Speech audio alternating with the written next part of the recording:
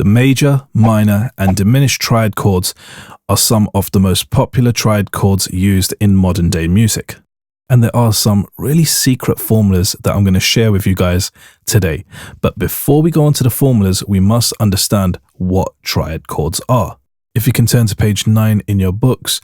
If you haven't got a copy of my book, make sure you grab it from www.NXISEWOLF.com. I'll leave a link in the description down below. A triad chord is a group of 3 musical notes played together.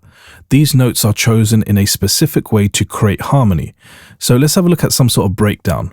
Well, firstly, I'm going to start off with the root note, the first note which gives the chord its name. For example, in a C major triad, the root note is a C. Now we're going to layer that with the third, and that's the second note, which is either 4 or 3 notes above the root note, depending on the type of triad. In a C major triad, this is going to be E, which is 4 notes above the C. And lastly, we're going to add another layer, and this is called the fifth. So this is the third note, which is 7 notes above the root note. In a C major triad, this is the note G. So a C major triad includes the notes C, which is the root, E, which is the third, and G, which is the fifth. When all 3 of these notes are played together, they form a triad chord. So let's have a look at these special magical formulas that we can use to create these triads. Firstly, we're going to start off with the major chord formula. Remember, don't get this confused with the major scale formula, those bunch of tones and semitones. This is completely separate, and this is the major chord formula. All right, so the major chord formula is pretty simple. All I need you to remember is 4-3. Now, what on earth does that mean? Well, that means 4 semitones, then 3 semitones. So to create any major chord, you put your finger on any note, you go up by 4 semitones, and then you're going to go up by 3 semitones. Hey guys, I only have a limited amount of spaces left for those that want one-to-one Ableton live lessons via Zoom, where I teach production, engineering, music theory, and so much more. So if you're struggling and you're looking for a more of an individually structured learning process, you can send me an email to lessons@NXISEWOLF.com, or better yet, shoot me a message actually on Instagram or Facebook Messenger, and we can discuss a custom roadmap for your learning. Links will be down in the description below. So let's have a look at that inside of Ableton. So I'm going to click this C, and I'm going to count 4 semitones up. 1, 2, 3, 4. Okay, so we know the next note is the E, so I'm going to pop that in, and then we're going to count up 3 semitones from this E. So go 1, 2, 3, and there we have our G. So there is our C major chord consisting of the notes C, E, and G. Let's go in with another example. Let's go and make an A major chord.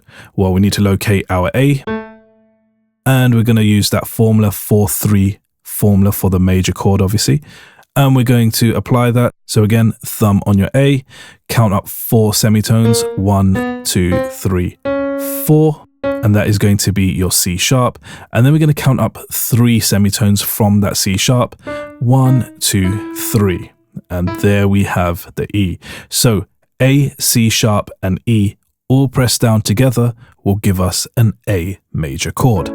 Pretty simple, right? Again, you can take this anywhere on the keyboard and it will make sense. Just apply that 4-3 formula to create any major chord. Now, what about the minor chord formula? Well, the minor chord formula is actually really easy to remember. All you have to do is literally get the major chord formula, which is 4-3, and reverse it. So it's now going to be 3-4, and the same thing applies. So let's make a C minor chord. So we're going to locate our C, which is obviously going to be the root, and we're going to count 3 semitones up. 1, 2, 3.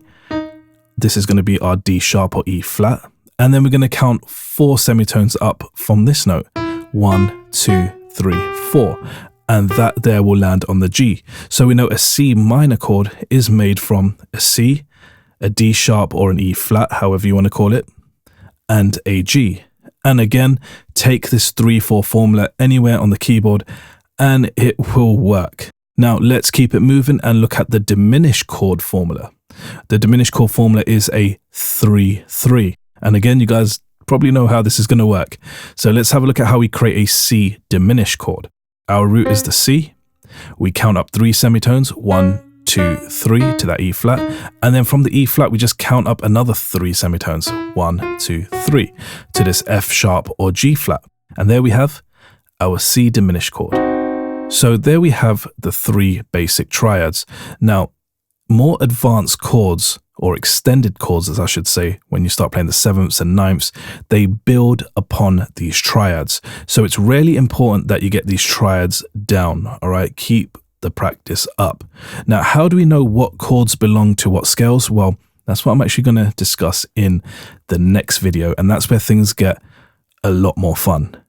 I'll see you there.